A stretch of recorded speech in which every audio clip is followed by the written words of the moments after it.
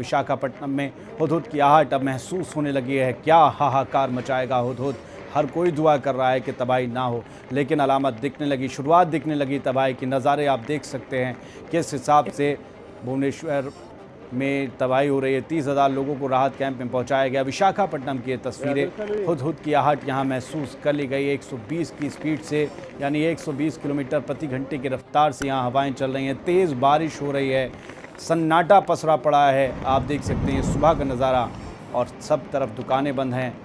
इंसान का बच्चा तक नज़र नहीं आ रहा। कैसे आए? यहाँ पर हवाएं चल रही हैं, पेड़ गिर रहे हैं, कोई भी घायल हो सकता है, किसी के साथ अनहोनी हो सकती है। ज़रा नज़ारा देखिए किस कदर तेज़ गति से हवाएं चलती हैं, उसमें पेड़ हिलते हुए। समरेंद्र राउत हमारे साथ जुड़ चुके हैं इस खबर पर। समरेंद्र, क्या ताज़ा हालात हैं वहाँ पर? जी देखिए, जो पहले जो मौसम विभाग ने बोले थे कि 11:30 बजे या 12 बजे वहाँ पे जमीन पे छुएंगी विशाखापट्टनम में साइक्लोन हुदहुद, अभी जो अनुमान है कि उससे पहले भी छू सकती है, क्योंकि अभी हवा तेज रफ्तार में बह रही है विशाखापट्टनम में, और पूरी पारादीप और गोपालपुर में हवा भी तेज हो रहा है आहिस्ता आहिस्ता, क्योंकि कम जो हवा का रफ्तार जो विशाखापट्टनम में है वो उससे कम है पूरी में और गोपालपुर में, लेकिन तेज बारिश के साथ हवा बह रही है। यानी कि अगर जिस तरीके से स्पीड से तेज़ बढ़ता है हुदहुद तटीय इलाकों की तरफ, तो और ज़्यादा तबाही हो सकती है, हवा भी तेज़ हो सकती है, बारिश भी और ज़्यादा तेज़ हो सकती है।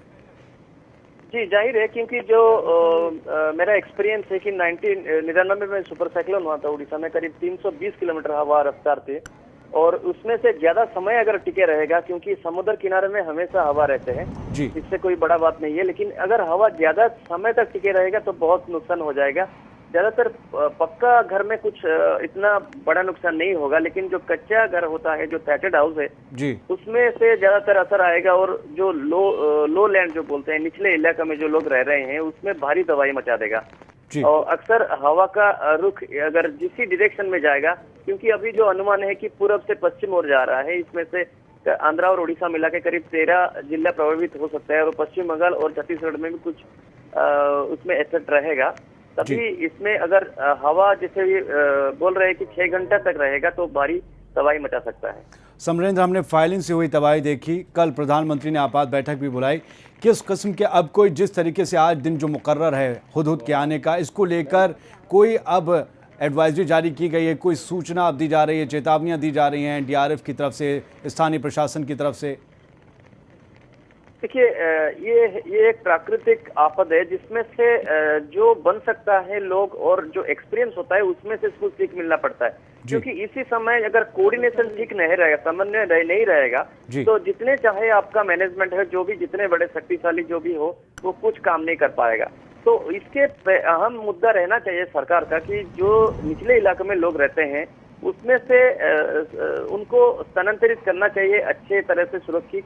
और दूसरा है कि रिलीफ कैंप, जहां आंध्रा के सवाल है 370 रिलीफ कैंप किया गया है। आप अगर एक आंकड़ा देखें तो आंध्र प्रदेश में सिर्फ 1,75,000 लोगों को सुरक्षित दूसरे जगहों पे स्थानांतरित किया गया है, उड़ीसा में सिर्फ 25,000 लोगों को, क्योंकि पहले 48 घंटा या 60 घंटा पहले ही अनुमान किया जाता था कि उड़ीसा में ये आके हिट करेगा कहीं गोपालपुर के बीच में, लेकिन अब जो है रुख चेंज करके विशाखापट्टनम में हिट कर रहा है। विशाखापट्टनम कोई छोटा इलाका नहीं है, और समुद्र इलाका जो है छोटा इलाका नहीं है। मैं आपको बता दूं, विशाखापट्टनम से बालेश्वर का इलाका होता है 800 किलोमीटर, अगर आप कलकत्ता तक जोड़ेंगे तो 1300 किलोमीटर इसमें दायरे में आ जाता है। तो विशाखापट्टनम 1 किलोमीटर रेडियस में नहीं हिट करेगा, ये हिट करेगा करीब 5-10 किलोमीटर तक, उससे पिछले इलाका। बिल्कुल, बड़ा शहर है, तटीय इलाका, और ज़्यादा अगर इलाके में लेंथ में करता है तो तबाही ज़्यादा हो सकती है। समरेंद्र, नज़र बनाए रखिएगा, पल पल के हालात आपसे जायज़ा लेते रहेंगे, क्या वहाँ पर हो रहा है, सबकी अपडेट्स आपसे हासिल करते रहेंगे। फिलहाल के लिए बहुत बहुत शुक्रिया आपका।